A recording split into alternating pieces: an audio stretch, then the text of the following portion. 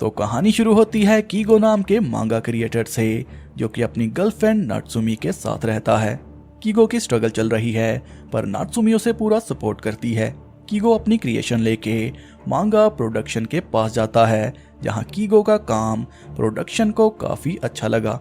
Keigo ने drawing में काफी डिटेल से काम किया था, जबकि आज के समय लोग डिजिटल चीजों का इस्तेमाल करते हैं, पर हाथ की सफाई में कीगो का कोई मुकाबला नहीं। कीगो अकल्ट हाउस में होनजू के यहाँ पे काम करता है और अकल्ट हाउस अपनी ड्राइंग की वजह से प्रचलित है।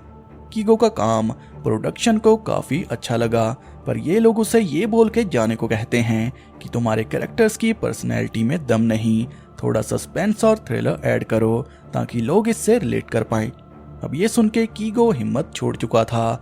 वो नात्सुमी को कॉल कर कहता है कि मुझे अपने लिए जॉब ढूंढ लेनी चाहिए, पर एक बार फिर से नात्सुमी कीगो को सपोर्ट करती है। नात्सुमी की बात सुन के और सक्सेसफुल मांगा का सपना लेके कीगो फिर से आगे बढ़ जाता है। कीगो के बॉस को एक सस्पेंस बंगलो की ड्राइंग चाहिए थी, जो कि रियल लाइफ से इंस्पायर हो। ये काम की जिम्मेदारी उठा के कीगो घर की तलाश में निकल जाता है, जिसके बाद हम उसके बॉस और एम्प्लॉय को बात करते देखते हैं कि कीगो की विलन की पर्सनैलिटी इतनी अच्छी इसलिए नहीं है क्योंकि कीगो एक अच्छा इंसान है। उसे विलन के कैरेक्टर पर थोड़ा और काम करना चाहिए। अब कीगो एक बड़े से घर की ड्राइंग बना के जाने वाला था, पर तभी उसे घर के गेट पर कोई अननोन आदमी दिखता है, जो कि कीगो को देख अंदर चला जाता है। हम इस अननोन पर्सन का चेहरा तो नहीं देख पाते, पर घर में जोर जोर से म्यूजिक चल रहा था, जिस कारण पड़ोसी कीगो को डांटने लगते हैं कि म्यूजिक को बंद करो, नहीं तो हमें पुलिस बुलानी पड़ेगी। म्यूजिक को कम करवाने कीगो घर के अंदर जाता है, लेकिन घर का दृश्य कुछ और ही था। पूरा घर खून से सना हुआ था। किसी किलर ने फैमिली के चारों मेंबर्स को बेरहमी से मार दिया। कीगो घर के बाहर किलर को देख लेता है और घर के दरवाजे से जो आदमी बाहर जा रहा था वो यही किलर था। जाने से पहले किलर ने कीगो को देख लिया, पर कीगो को बिना मारे वो यहाँ से चला जाता है। यानी कि किलर का मकसद इन फैमिली मेंबर्स को मारने का था। थोड़ी देर बाद पुलिस ऑफिसर क्राइम सीन पर पहुंचते हैं और केस को हैंडल करने वाले हैं ऑफिसर माकाबी और सीडा। सीडा और माकाबी कीगो से सवाल जवाब करते हैं, जहां वो कीगो की ड्राइंग को एविडेंस के तौर पे रख लेते हैं। कीगो घर की ड्राइंग बनाने आया था, पर उसी समय क्राइम हो गया। कीगो ऑफिसर्स को किलर के बारे में नहीं बताता क्योंकि कीगो डर गया था। घर आके क्राइम सीन और किलर को इमेजिन करके कीगो ने ड्राइंग बनाना शुरू कर दिया, यानी कि कीगो को इंस्पिरेशन मिल चुकी है। हेड ऑफिसर अपने जूनियर्स को रिपोर्ट करते हैं कि ये केस काफी ब्रूटल है, जब तक किलर नहीं मिल जाता केस को सीक्रेट बनाए रखना। माकाबी हेड ऑफिसर्स को हेनबी नाम के किलर के बारे में बताता है, जिसने पास्ट में ऐसा ही क्राइम किया था।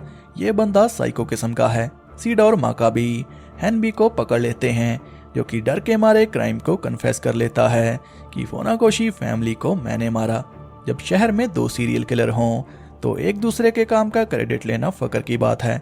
ऐसे ही दूसरे किलर की किलिंग को हेनबी ने खुद का बता दिया, पर सीडा को यकीन नहीं था कि ये किलिंग हेनबी ने की है, क्योंकि उसे क्राइम सीन के बारे में ज्यादा इंफॉर्मेशन नहीं थी। पर हेड ऑफिसर के प्रेशर की वजह से हेनबी को केस का सस्पेक्ट समझ के अंदर डाल दिया जाता है।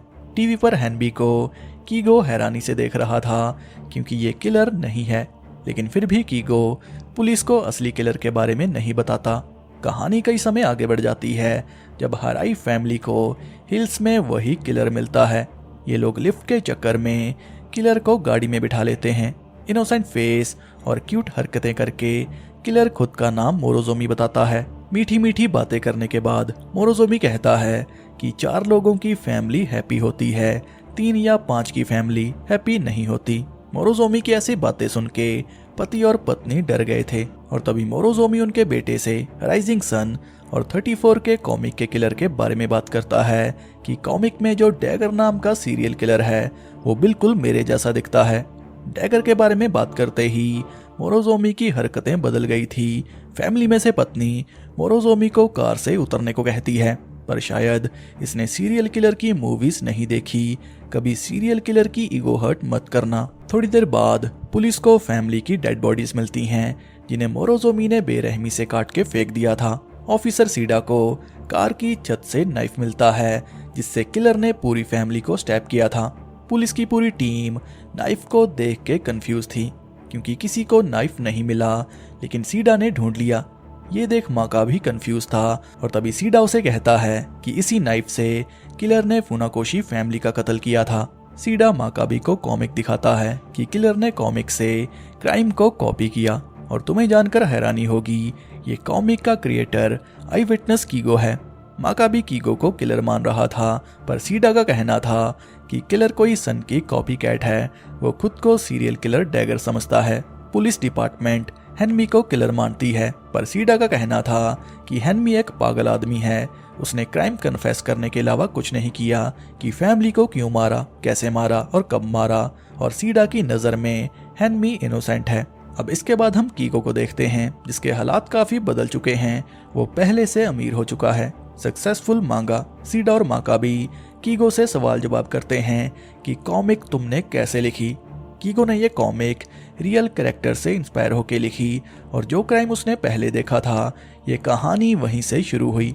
ये सुन के सीडा उसे कहता है कि अगर तुम्हारे कैरेक्टर रियल लाइफ से इंस्पायर हैं तो फिर तुमने सीरियल किलर को देखा होगा। पर कीगो इनकार कर देता है कि वो मेरी इमेजिनेशन थी। पर सीडा समझ गया था कि कीगो कुछ तो जानता है। अब राइजिंग सन और 34 की कहानी सीरीज की तरह आगे बढ़ रही थी, यानी कि एपिसोड वाइज, और कॉमिक के हिसाब से नाइफ कार की छत से मिला। आगे क्या होगा ये कीगो डिसाइड करेगा, यानी कि तब तक सीरियल किलर शांत रहेगा और कॉमिक की कहानी आगे बढ़ते ही सीरियल किलर की कहानी बनेगी। किलर के बारे में जान के कीगो काफी परेशान हो गया था, जिस कारण वो नात्सुमी को भी डांट देता है। कीगो को कार्ड देके सीडा उसे कहता है कि अगर तुम्हें कुछ याद आ जाए तो मुझे कॉल करके बता देना, तुम कई लोगों की जान बचा सकते हो। सीडा के जाते ही कीगो को मिलने मोरोजोमी आता है, जो कि कीगो का फैन होने का दावा करता है कि डैगर बिल्कुल मेरे जैसा दिखता है और मेरी फीलिंग्स को मांगा के जरिए बाहर निकालने के लिए धन्यवाद। मोरोजोमी का कहना था कि नाइफ मिलने के बाद आगे कहानी में क्या होगा मैं तुम्हें बता देता हूँ। वो कीगो के कान में कुछ बोल के चला जाता है, जिसे सुनकर कीगो काफी डर गया था। जिसके बाद मोरोजोमी का पोर्ट्रे कीगो बार के ओनर को देके चला जाता है। माकाबी सीडा को इन्फॉर्म करता है कि जो नाइफ तुम्हें कार में मिला उसकी फॉरेंसिक रिपोर्ट आ चुकी है। दोनों फैमिली का खून उसी नाइफ से हुआ। पर सीडा हैरान नहीं था क्योंकि राइजिंग सन के न्यू एपिसोड में ये बात लिखी हुई थी। हेनमी को छोड़ दिया जाता है क्योंकि उसके खिलाफ कोई पुख्ता सबूत नहीं था। मोरोजोमी कैंपिंग कर रहे 4 फैमिली मेंबर्स को ब्रूटली मार देता है और ये क्राइम भी राइजिंग सन में छपा हुआ था। सीडा काफी समय से कीगो को कॉल कर रहा था, पर कीगो ने आंसर नहीं किया। सीडा उसी बार में जाता है जहां ओनर के पास सीडा को डैगर का पोर्ट्रेट दिखता है। सीडा इसके बारे में ओनर से पूछता है, जो कि सीडा को कहता है कि मुझे डैगर के बारे में नहीं पता क्योंकि मैंने 34 कॉमिक नहीं पढ़ी। ये पोर्ट्रेट उस रात कीगो ने अपने पास बैठे आदमी को देख के बनाया। ये बात सुन के सीडा के दिमाग की घंटी बजी। प्रेगनेंसी टेस्ट के बाद कीगो नात्सुमी से माफी मांगता है कि मुझे तुमसे ऐसे बात नहीं करनी चाहिए थी, और तभी कीगो को मिलने मोरोजोमी आता है, जो कि कीगो की वाइफ को ये बोल के खुद को इंट्रोड्यूस करवाता है कि मेरे से इंस्पायर होके कीगो ने मांगा सीरीज 34 को शुरू किया। डर के मारे कीगो भाग जाता है क्योंकि कीगो डर रहा था कि कहीं मोरोजोमी उसकी बीवी को ना मार दे। कीगो अपनी वाइफ को बता देता है कि मोरोजोमी वही सीरियल किलर है। मांगा सीरीज मैंने उसी को देख के शुरू की, पर मैं 34 की सीरीज को बंद कर दूंगा और पुलिस को मोरोजोमी के बारे में सब बता दूंगा। कीगो अपने घर सीडा को बुलाता है, जिसे वो मोरोजोमी के बारे में सब बता देता है कि पहला क्राइम उसी ने किया था और मैंने उसे देख लिया था। मोरोजोमी के चेहरे पे मुझे शैतान दिखा जिसने मुझे मांगा में परफेक्ट कैरेक्टर दिया, और मोरोजोमी की वजह से मैं अच्छा मांगा बन पाया। मेरी तरक्की के पीछे मोरोजोमी है, पर मैं सीरियल किलर नहीं हूँ।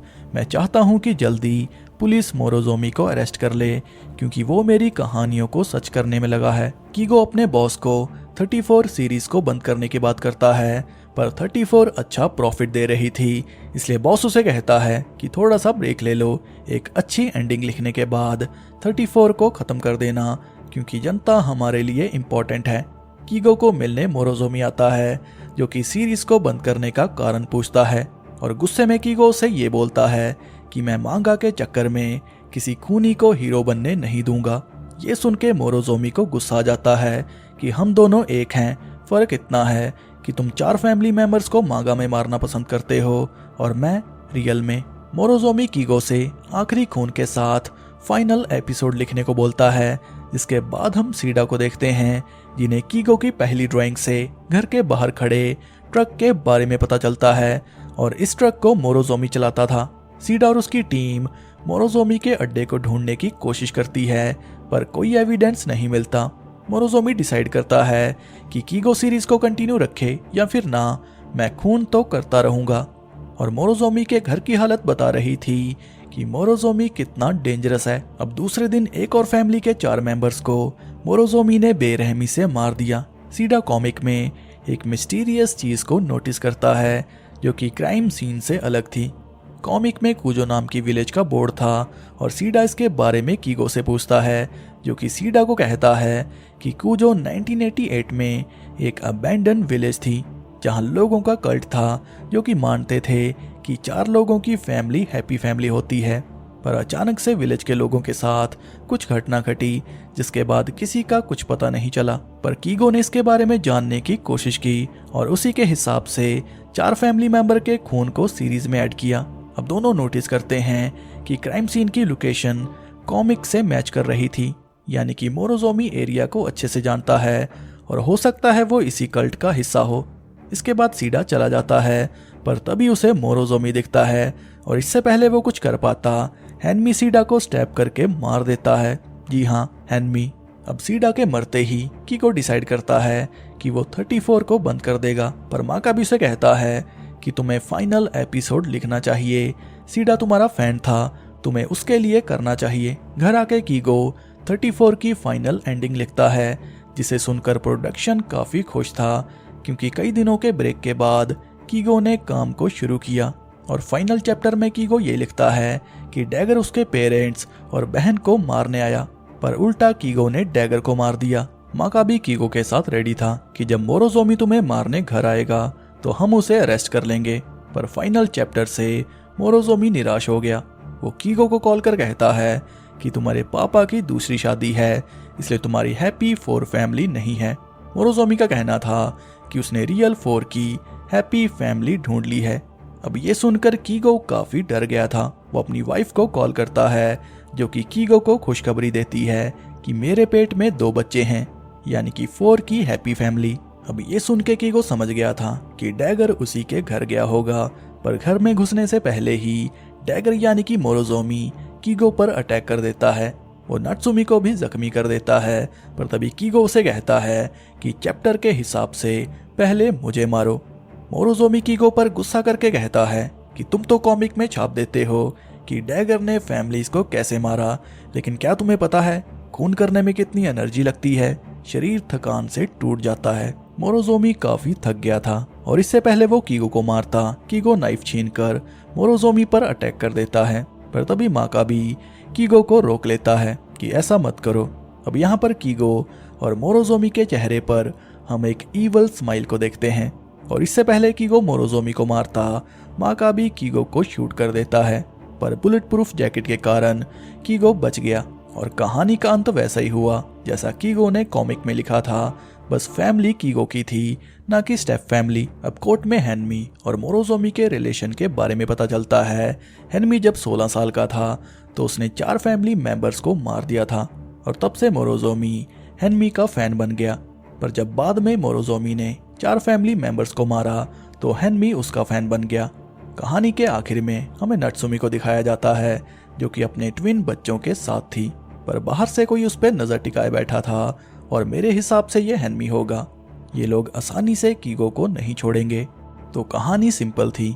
कीगो एक स्ट्रगलिंग मांगा क्रिएटर था, पर उसके कैरेक्टर्स को पहचान नहीं मिली। पर जब उसने मोरोजोमी को देखा तो डैगर के रूप में न्यू कैरेक्टर ने जन्म लिया जिसने कीगो को फेमस कर दिया। बात करें मोरोजोमी की तो वो तो हैनमी का फैन था। 4 फैमिली मेंबर्स को मार के वो लेगेसी को कंटिन्यू कर रहा था, पर मोरोजोमी को असली पहचान कीगो ने दी। लेकिन मेरे हिसाब से कीगो, हैनमी और मोरोजोमी एक जैसे थे। फर्क इतना था कि कीगो अपनी सीरियल किलिंग को मांगा के जरिए लोगों में रखता था, पर हेनमी और मोरोजोमी रियल में किलिंग करते थे। और आखिर में जब कीगो ने मोरोजोमी को मारना चाहा तो एक ईविल स्माइल हमने कीगो के चेहरे पे देखी। तो कुल मिला के ये कहानी 3 सीरियल किलर्स की थी। तो अगर आपको ये वीडियो अच्छी लगी हो तो इसे लाइक, शेयर और कमेंट करना ना भूलें।